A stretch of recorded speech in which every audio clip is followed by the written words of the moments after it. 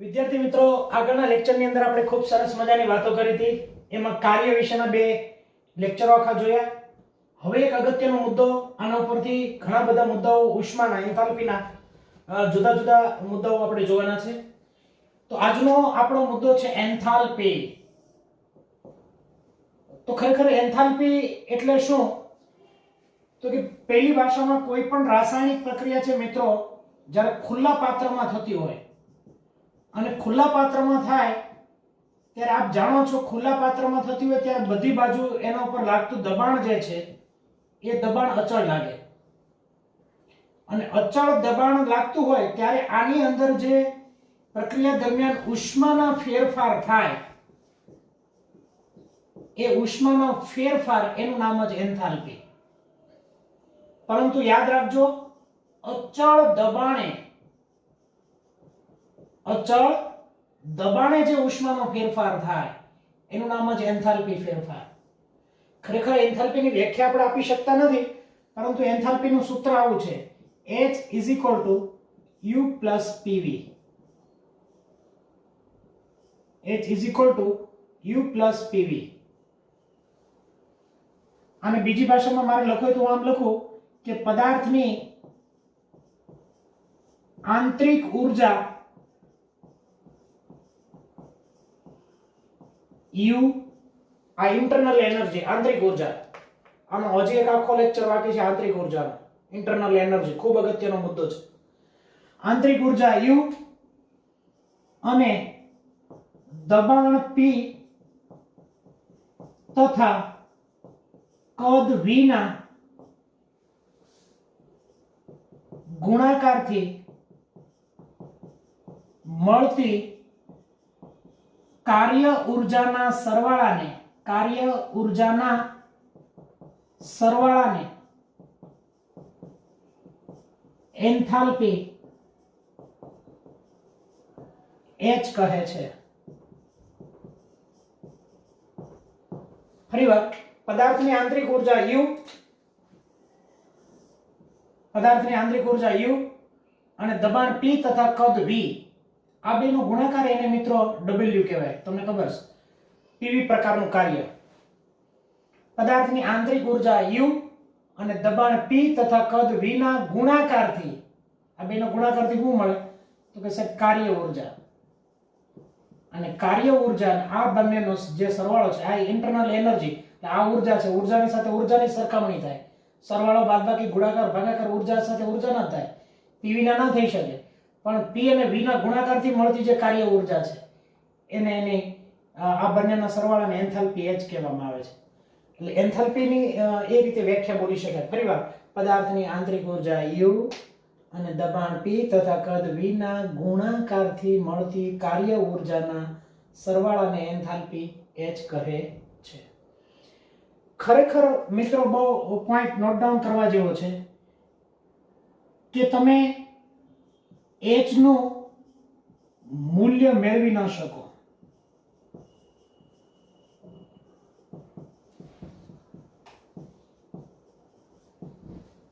H નું નિરપેક્ષ મૂલ્ય એટલે પોતા H, એન્થાલ્પી, તમે કોઈ પણ પદાર્થની એન્થાલ્પી કેટલી છે એ તમે ન ગણી શકો. પરંતુ મિત્રો, એટલે કે બીજી ભાષામાં એમ કહેવાય કે નિરપેક્ષ મૂલ્ય એ મેળવી શકાતું નથી, પરંતુ એનો એન્થાલ્પી ફેરફાર મેળવી શકાય છે.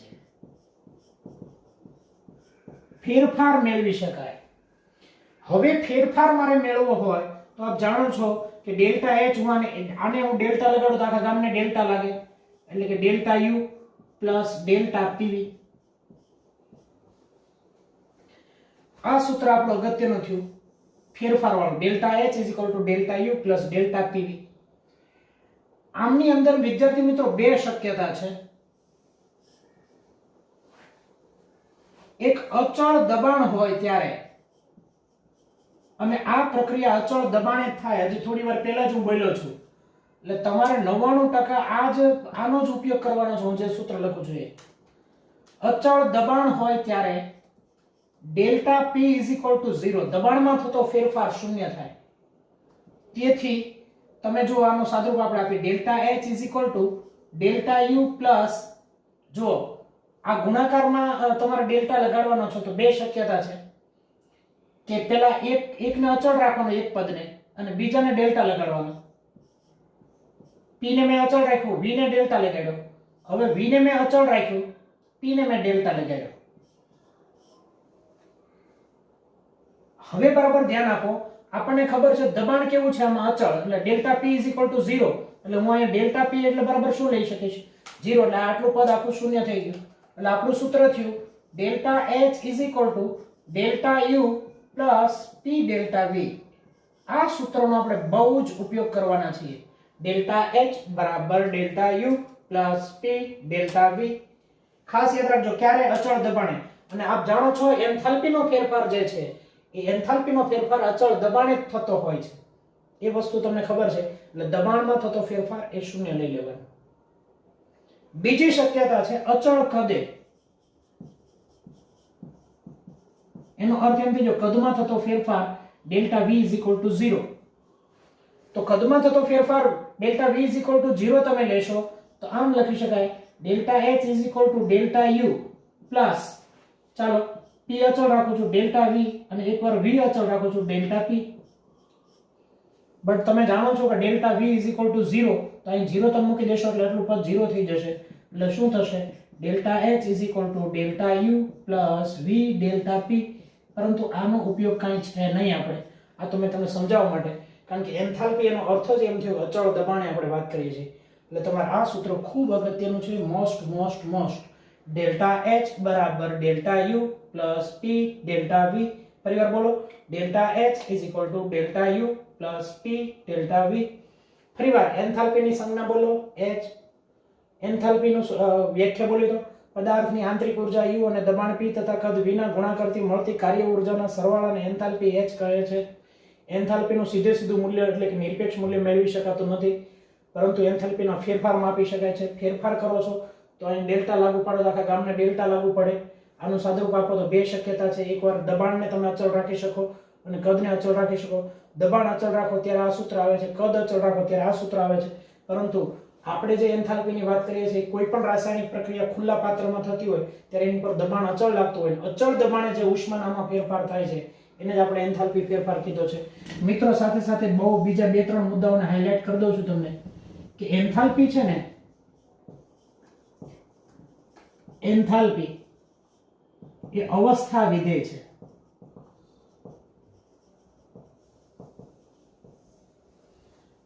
ખાસ યાદ રાખજો આ એન્થાલ્પીના નાના નાના મુદ્દાઓને બરાબર નોટ કરજો.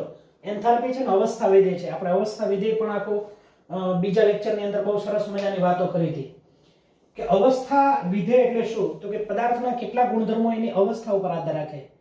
અવસ્થા કઈ રીતે પ્રાપ્ત કરી એના માર્ગ, એના રસ્તા, એના પથ ઉપર આધાર રાખતો નથી. મેં તમને એના ઘણા બધા ઉદાહરણો સાથે એમાં સમજાવેલો છે. એટલે જે માત્ર અવસ્થા ઉપર આધાર રાખે એનો અર્થ એમ થઈ ગયો કે ફાઇનલી અને ઇનિશિયલ, અંતિમ અને પ્રારંભિક સ્થિતિ ઉપર આધાર રાખે. એ સ્થિતિ કઈ રીતે પ્રાપ્ત કરી એના ઉપર આધાર રાખતો નથી. એટલે પહેલી વાત એન્થાલ્પી અવસ્થા વિધેય છે. અને કોઈ પણ ચક્રીય પ્રક્રિયા હોય તો ચક્રીય પ્રક્રિયા માટે ડેલ્ટા h હંમેશા શૂન્ય થાય. તો કે સાહેબ આ ન સમજાણું, એનો એન્થાલ્પીનો ફેરફાર શા માટે શૂન્ય થાય. દાખલા તરીકે હું તમને સમજાવું છું કે આ એ પોઈન્ટ છે, a થી અહીંયા b આવે છે અને b થી પાછો a આવે છે. આ ચક્રીય પ્રક્રિયા છે. તો ચક્રીય પ્રક્રિયા અહીંથી અહીંયા આવે એટલે આપ જાણો છો કે એન્થાલ્પીનો ફેરફાર h f - hi. એટલે આ દાખલા તરીકે ઇનિશિયલ તમે કહો અને આને ફાઇનલ કહો.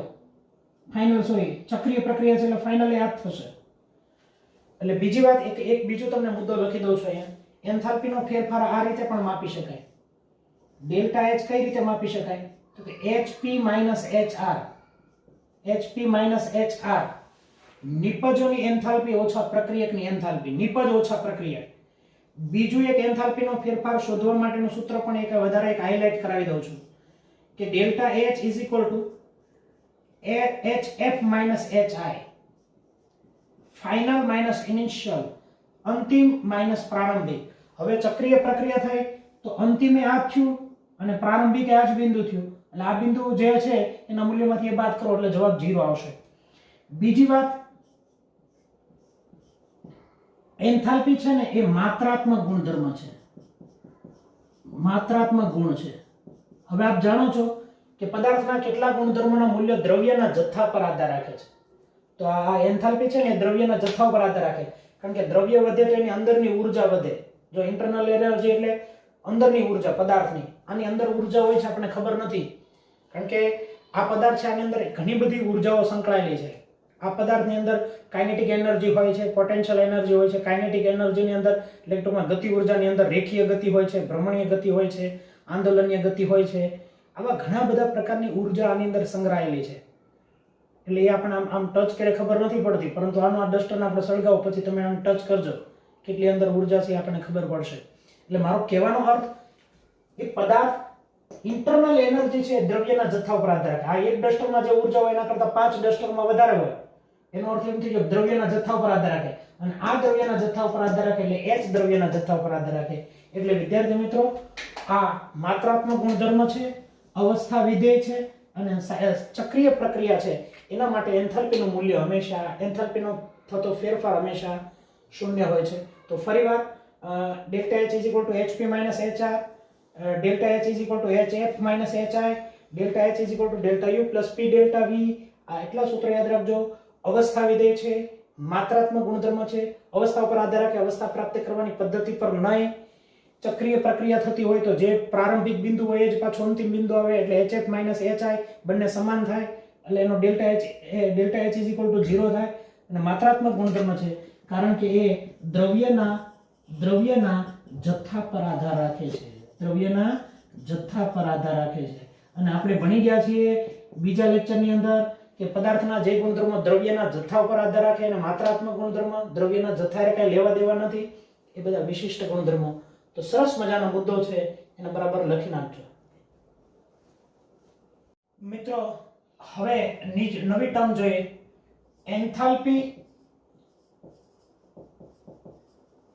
અને ઉષ્માગતિશાસ્ત્રનો પ્રથમ નિયમ. ઉષ્માગતિશાસ્ત્રનો પ્રથમ નિયમ વચ્ચેનો સંબંધ. એન્થાલ્પી અને ઉષ્માગતિશાસ્ત્રનો પ્રથમ નિયમ. ઉષ્માગતિશાસ્ત્રનો પ્રથમ નિયમ આપણે ભણ્યા હતા કે વિશ્વમાં રહેલી ઊર્જાનો કુલ જથ્થો અચળ રહે. ઊર્જાનું સર્જન કે વિનાશ શક્ય નથી, પરંતુ ઊર્જાનું એક સ્વરૂપમાંથી બીજા સ્વરૂપમાં રૂપાંતરણ કરી શકે. એટલે એનો અર્થ એવો હતો કે ઊર્જાનું રૂપાંતરણ એક સ્વરૂપમાંથી બીજા સ્વરૂપમાં થાય છે. અને એની તારવણી પણ આપણે ભણ્યા હતા કે ડેલ્ટા યુ બરાબર ક્યુ પ્લસ ડબલ્યુ. એ આપણે ત્રીજા લેક્ચરની અંદર બહુ સરસ મજાની વાત કરી હતી. એટલે હવે મારે તમને પહેલા તો એન્થાલ્પી તમને સૂત્ર આવડે છે કે એન્થાલ્પી h u pv. ભૂલી નથી ગયા ને વ્યાખ્યા? પદાર્થની આંતરિક ઊર્જા u અને દબાણ p તથા કદ વિના ગુણાકારથી મળતી કાર્ય ઊર્જાના સરવાળાને એન્થાલ્પી h કહે છે. હવે આનો તમે ફેરફારો ગણ્યા તો કે delta h delta u delta pv યાદ છે. પરંતુ આપ જાણો છો મિત્રો કે અચળ દબાણે ઉષ્માનો ફેરફાર, અચળ દબાણે ઉષ્માનો ફેરફાર થાય એને જ આપણે એન્થાલ્પી ફેરફાર કહેતા હતા. એનો અર્થ એમ થયો ડેલ્ટા p 0. તેથી તમે જાણો છો કે delta h delta u plus p delta v plus v delta p. Delta h delta u plus p ને તમે અચળ રાખો, ડેલ્ટા v ને લાગુ પાડો, અને v ને અચળ રાખો, પછી ડેલ્ટા p ને ડેલ્ટા લાગુ પાડો. પરંતુ તમે જાણો છો કે ડેલ્ટા p તો શું થઈ જશે? 0. એટલે આ પદ આખું 0 થઈ જશે. એટલે આપણું સૂત્ર હતું delta h delta u plus p delta v. યાદ છે ને? તો આ સૂત્ર તમે સારી રીતે ભણી ગયા છો અને હું ઇક્વેશન નંબર 1 આપું છું.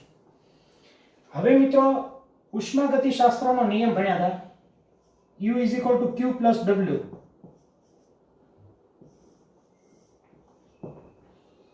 u q plus w.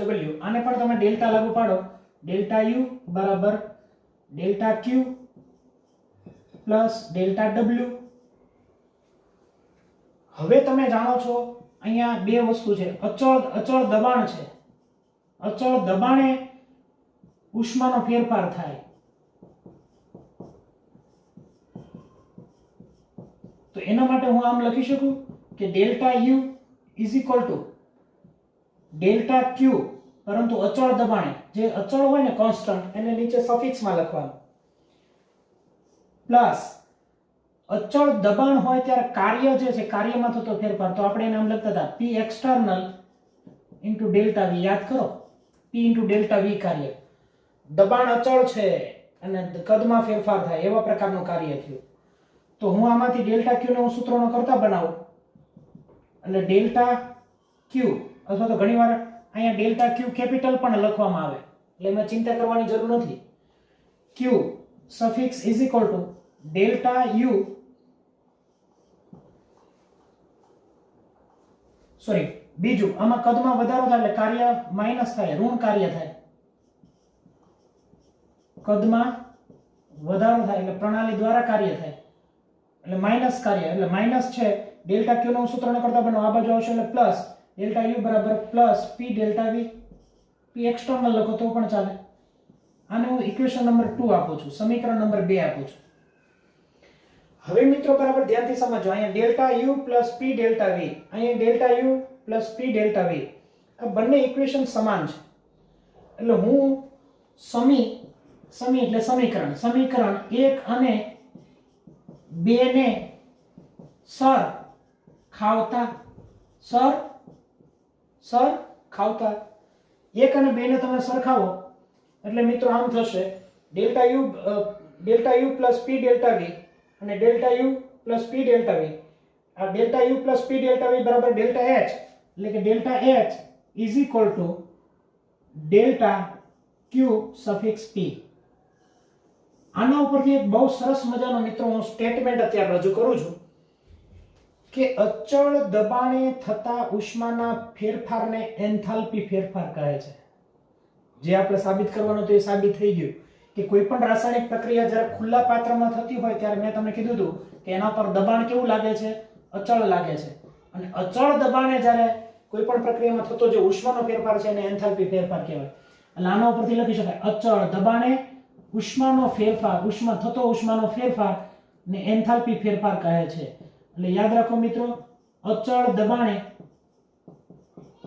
દબાણે થતા ઉષ્માના ફેરફારને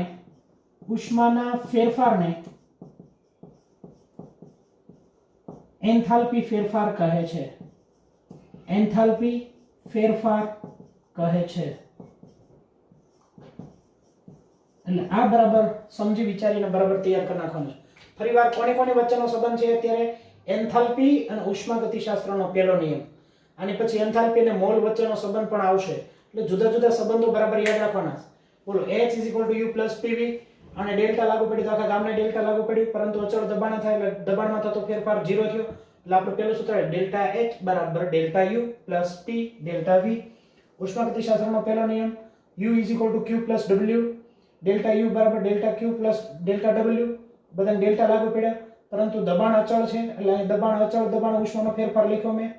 દબાણ અચળ હોય ત્યારે કાર્ય P ડેલ્ટા V પ્રકારનું કાર્ય થાય, એટલે P એક્સટર્નલ ડેલ્ટા V.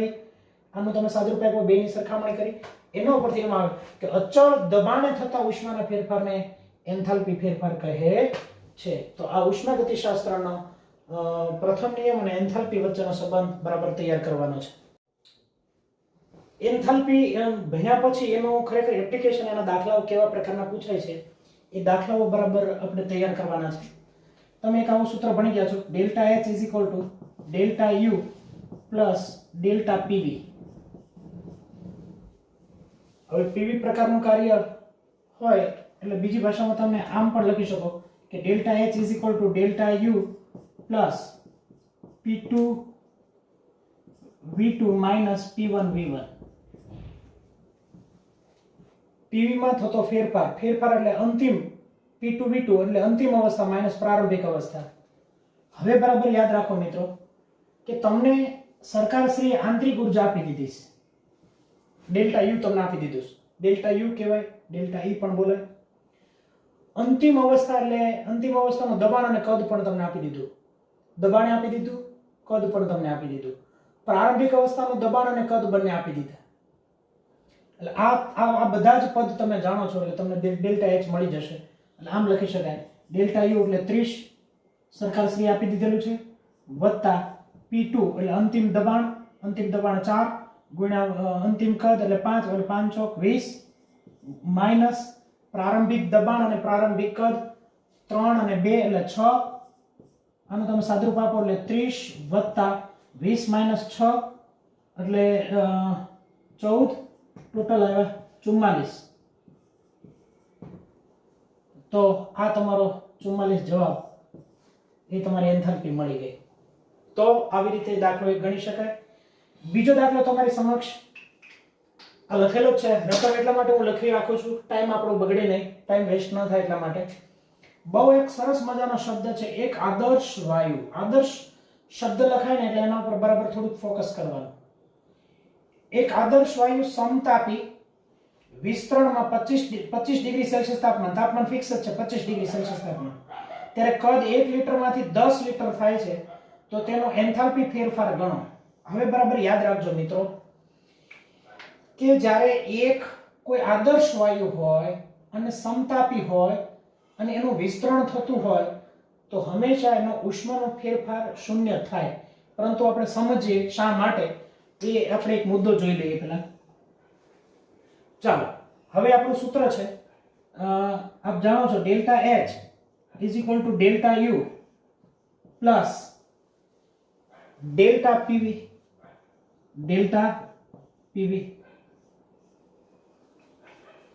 અને બીજી ભાષામાં આપણે આમ લખી શકાય delta H is equal to delta U plus P2V2 minus P1V1 લખી શકાય કે ન લખી શકાય? હવે જો મિત્રો શબ્દ યાદ રાખો સમતાપી. સમતાપીનો અર્થ એવો થયો કે અચળ તાપમાન. અચળ તાપમાન એટલે આદર્શ વાયુ માટે બોયલનો નિયમનો ઉપયોગ થયો. હવે બોયલનો નિયમ એનો અર્થ એવો થયો કે P1V1 બરાબર P2V2 બોયલના નિયમનું સૂત્ર. તો P2V2 ની જગ્યાએ હું P1V1 મૂકી શકું અથવા તો P1V1 ની જગ્યાએ P2V2 મૂકી શકું. P1V1 ની જગ્યાએ P2V2 મૂકી શકું એટલે P2V2 P2V2 એટલે 0 થઈ ગયું. એટલે મિત્રો આ પદ તમારું 0 થઈ ગયું, શૂન્ય થઈ ગયું. શા માટે? તો કે આના આધારે. હવે યાદ રાખો મિત્રો કે તાપમાન અચળ છે. સમતાપી આ શબ્દ બહુ યાદ રાખવાનો છે. સમતાપી એટલે T અચળ છે અને અચળ તાપમાન હોય, તાપમાન અંદરનું ન બદલાય તો અંદરની એનર્જી પણ ન બદલાય એટલે એનો આંતરિક ઉર્જાનો ફેરફાર એટલે કે delta U is equal two પણ 0 થાય. અને તેથી મિત્રો delta H is equal two 0. આ તો મેં તમને દાખલો ગણાયો. બાકી એટલું જ યાદ રાખવાનું સમતાપી હોય અને આદર્શ વાયુ હોય તો એના વિસ્તરણ માટે એનો ઉષ્માનો ફેરફાર એટલે એન્થાલ્પીનો ફેરફાર હંમેશા શૂન્ય જ થાય. શૂન્ય એટલા માટે થાય તાપમાન અચળ છે એટલે બોયલના નિયમ પ્રમાણે આ 0 થઈ જશે. તાપમાનમાં ચેન્જ ન થાય તેની અંદરની ઇન્ટરનલ એનર્જી ન બદલાય. આ 0 થાય, આ 0 થાય એટલે એન્થાલ્પીનો ફેરફાર શૂન્ય થાય. એટલે આવા હજી આપણે ઘણા બધા દાખલાઓ છે એમની પ્રેક્ટિસ આપણે કરવાની છે. પરંતુ જે મુદ્દાઓ મને અગત્યના લાગતા જાય છે એ તમને વધારે હાઇલાઇટ વચ્ચે કરાવતો જાઉં છું. બધા ટોપિક પૂરા થયા પછી પાછા નીટની પ્રેક્ટિસ તો આપણે ઘણી બધી કરીએ જ છીએ. તો આ પ્રમાણે બરાબર તૈયાર કરજો અને આ લખી નાખજો.